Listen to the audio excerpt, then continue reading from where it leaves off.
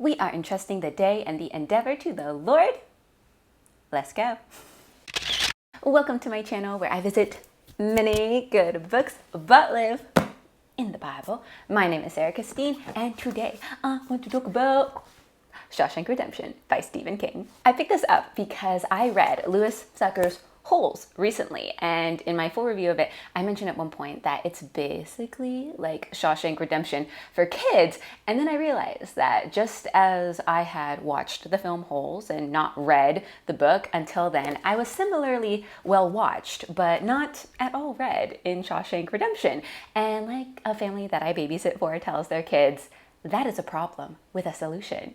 And so here we are. Brief summary. Shawshank Redemption is the story of Andy Dufresne, a hotshot banker who is convicted of killing his wife and her golf pro lover boy in bed. And he didn't do it, but nonetheless, he is sentenced to life in prison in Shawshank, where he meets our narrator of this story, Ellis Redding, or Red, aka Pikachu, Morgan Freeman. Love that man. Red. Why do they call you that? It's because I'm Irish. Anywho, Red is a man who knows how to get things from the outside in, whether that's cigarettes, those green McDonald's milkshakes, pinup posters, or women's underpants. It all comes through him. And when Andy Dufresne approaches Red asking for a rock hammer, that's when our story really begins. If you haven't watched or read Shawshank Redemption, you should rectify that forthwith because the film is magnificent and the book is really excellent. Both of them are filled with eclectic characters, moments of humor and heart that make even the deep darkness part, and it's gripping to the end right from the start. Overall, I would say that the film is more emotionally charged, but the book is more textured. Like, you really get a sense of the time and place in reading this. But they're both excellent. Though I do have to say, it is a rare thing for me to recommend a film before the source material, but I will do it in this instance. I recommend watching the film Shawshank Redemption before reading the script, which is actually something I think I only have ever said about one other piece of media, which is The Wild Robot, which is chef's kiss. But Wild Robot is for kids. This is not for kids at all, which is kind of sad because Andy Dufresne would be a worthwhile role model for pretty much any kid to have because he has 30 critical traits that make a major difference in life and certainly at Shawshank. And today I want to talk about the dignity, the hope, and the endurance of Andy Dufresne. First up, the dignity of Andy Dufresne. Now, I am currently in a class on human dignity at grad school, and there have been a lot of definitions of that circulated, and it wasn't until this last week where we came across a reading with a definition that really resonated with me, and it's from an essay called Everything Black by Dr. Vincent Lloyd, wherein he argues that, quote, dignity means a struggle against domination. The more struggle, the more dignity. The less struggle, the less dignity. Dignity is found where there is friction.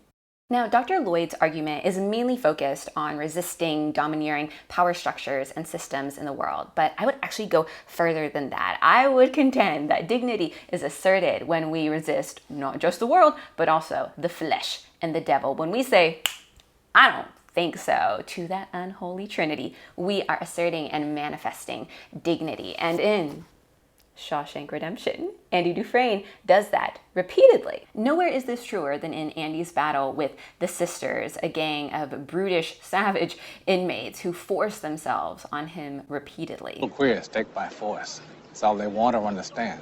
This is what Red says on page 26. Andy always fought them. That's what I remember. He knew, I guess, that if you let them have at you even once without fighting, it got that much easier to let them have their way without fighting next time. So Andy would turn up with bruises on his face every once in a while, and there was the matter of the 2 broken fingers 6 or 8 months after Diamond's beating. Oh yes, and sometime in late 1949, the man landed in the infirmary with a broken cheekbone that was probably the result of someone swinging a nice chunk of pipe with the business end wrapped in flannel. But he always fought back. Clearly, Andy is struggling against the dominion of the Sisters' flesh, but he also resists the incarnate devil of Shawshank prison, Byron Hadley, who is, quote, the hardest screw at Shawshank. And Andy, goes tete-a-tete with him in the famous scene in the film on the roof of the building that Andy, Red, and a bunch of their friends are tarring. Andy and Byron contend. Mr. Hadley, do you trust your wife? And this is from the book, page 40. It's amazing how many men remember Andy that way, and amazing how many men were on that work crew when Andy Dufresne faced down Byron Hadley. I thought there were 9 or 10 of us, but by 1955, there must have been 200 of us, maybe more, if you believed what you heard. So yeah, if you asked me to give you a flat-out answer to the question of whether I'm trying to tell you about a man or a legend that got made up around the man, like a pearl around a little piece of grit, I'd have to say that the answer lies somewhere in between. All I know for sure is that Andy Dufresne wasn't much like me or anyone else I ever knew since I came inside.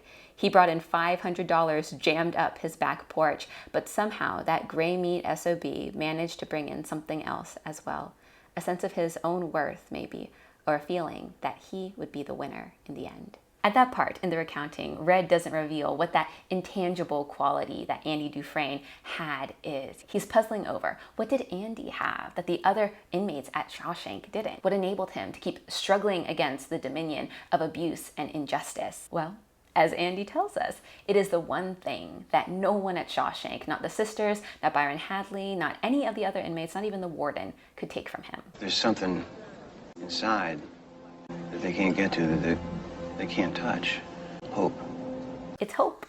That's Andy's means of resistance. And the second trait that I want to talk about today is the hopefulness of Andy Dufresne. Page 50, Red says, whatever you want to call it, Andy Dufresne always seemed to have his act together. There was none of that sullen desperation about him that seems to afflict most lifers after a while. You could never smell hopelessness on him. That is true, basically all through Shawshank Redemption, with only one blip.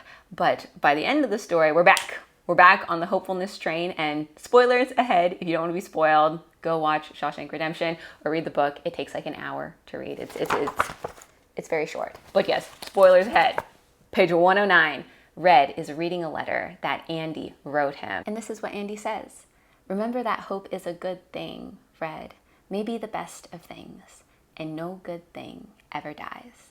Now, for me, I would quibble a little bit because 1 Corinthians 13:13 tells us that 3 things will last forever: faith, hope, and love. But the greatest of these is love. So hope is not the best of things.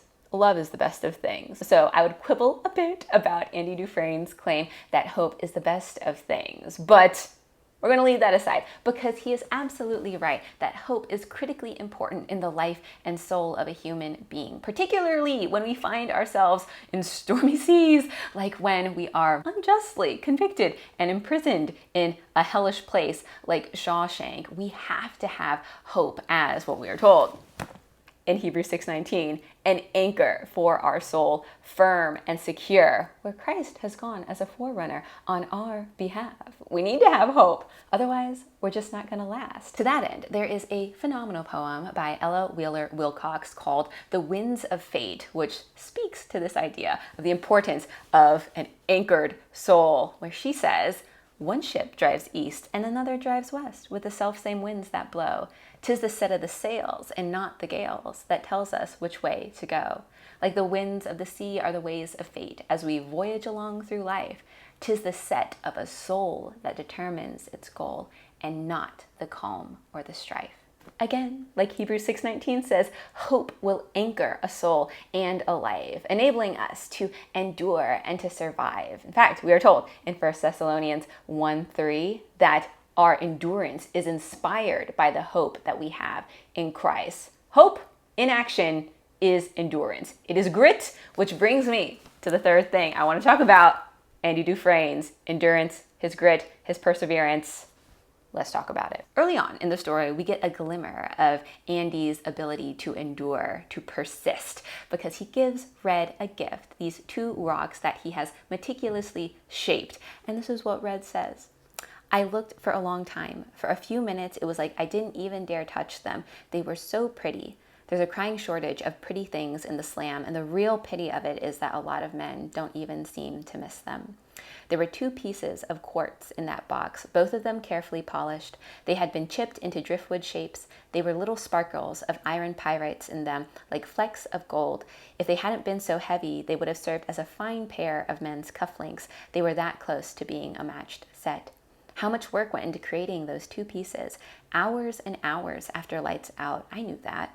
First the chipping and shaping, and then the almost endless polishing and finishing with those rock blankets. Looking at them, I felt the warmth that any man or woman feels when he or she is looking at something pretty, something that has been worked and made. That's the thing that really separates us from the animals, I think. And I felt something else too. A sense of awe for the man, Andy's brute persistence.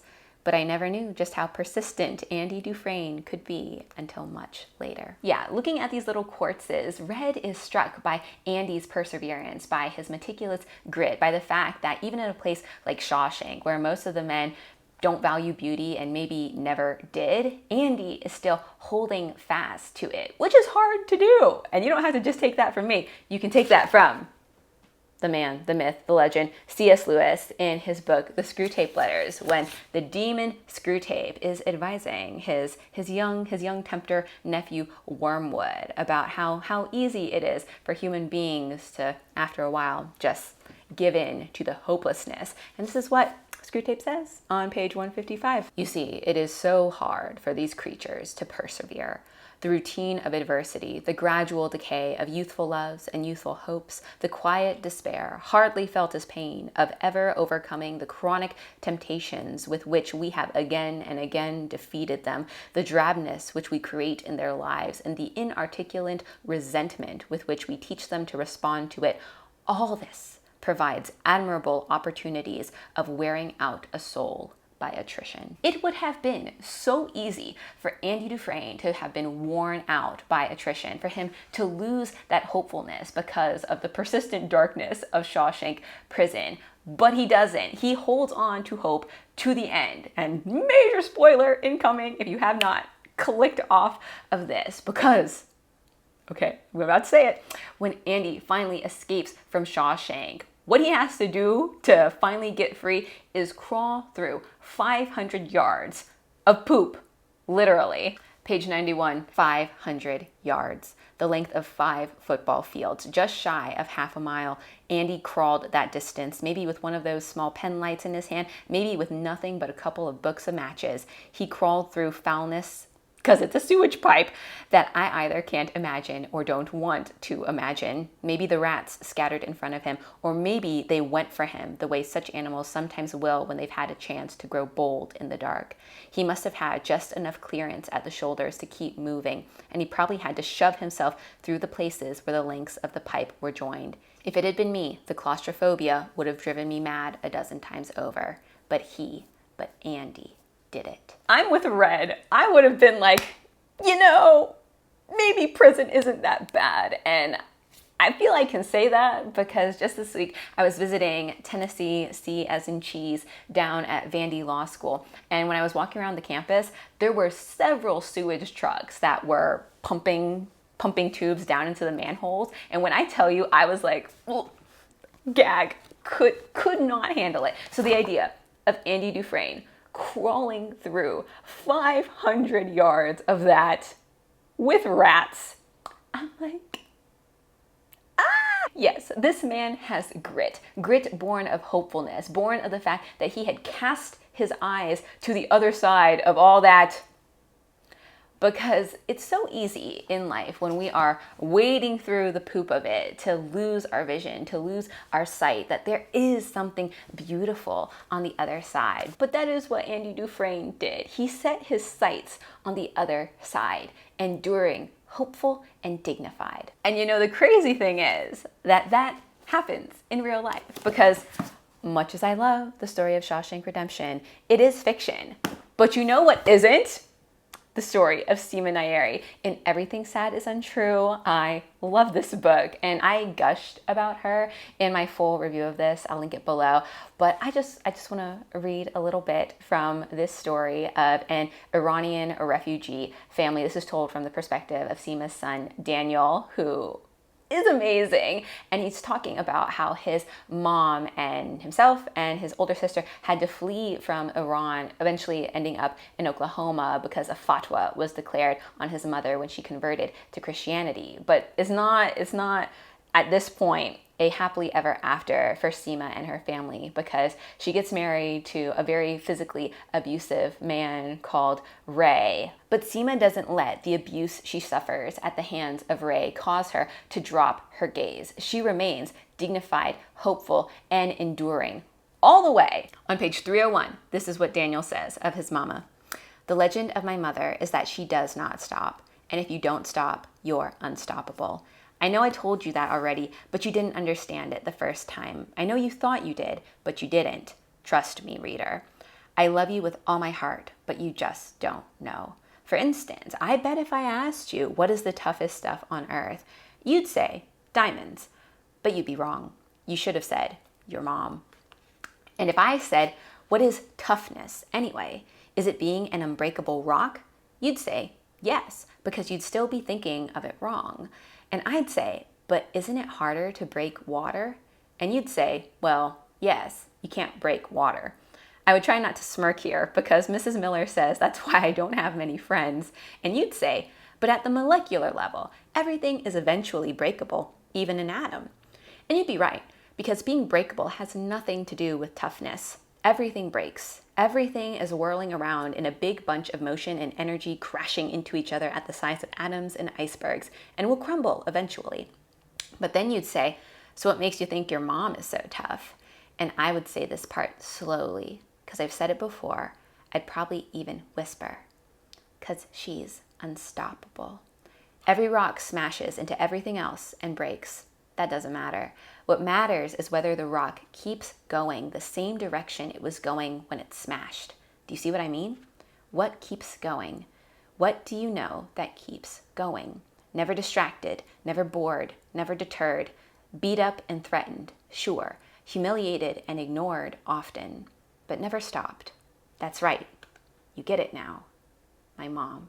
I know that this is a Shawshank Redemption review, but if you have not read Everything Sad is Untrue, I encourage you to pick this book up and be encouraged by the real life dignity, hope, and endurance of Seema Nairi, which is distinct from Andy Dufresne's, because Seema's dignity, hope, and endurance is inspired by faith, her faith in Jesus Christ, who promises redemption and everlasting life. And if you know Jesus, this will come as no surprise that Jesus is the source of our dignity, hope, and endurance in life, because we are told in Proverbs 31:25 that we are clothed in strength and dignity, and we can laugh at the days to come. And in Hebrews 10:23 that we can hold on to the assurance of our hope without wavering, because he who promised is faithful. And in 2 Thessalonians 3:3, we are told that God is faithful. He will strengthen us and guard us from the evil one. And that strength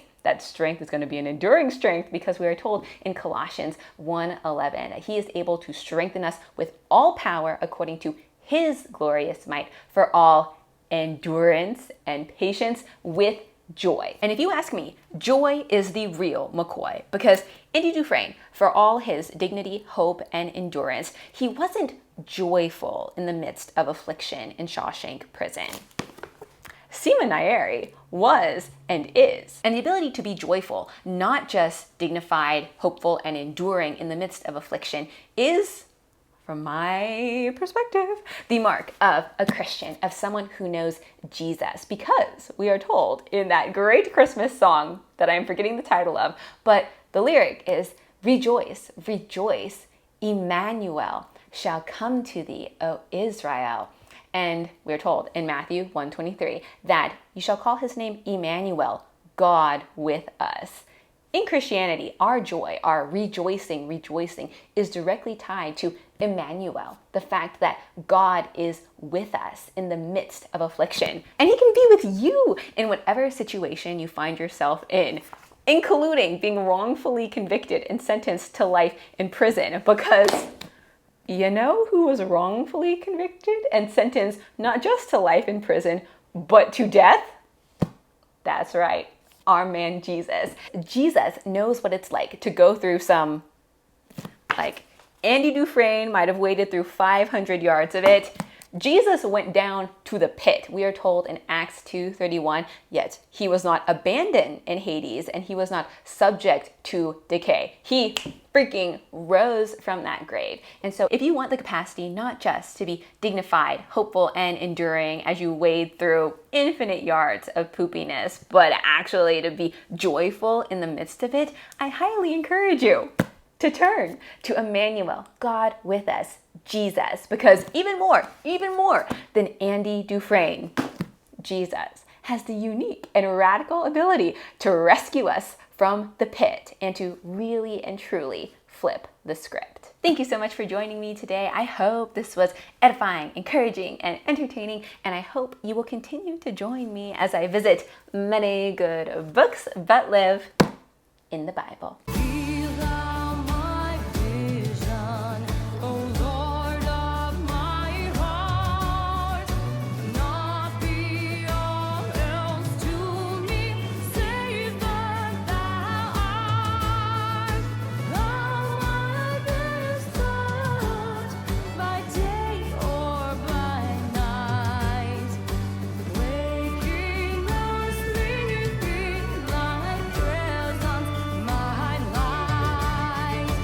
And Andy Dufresne's cake.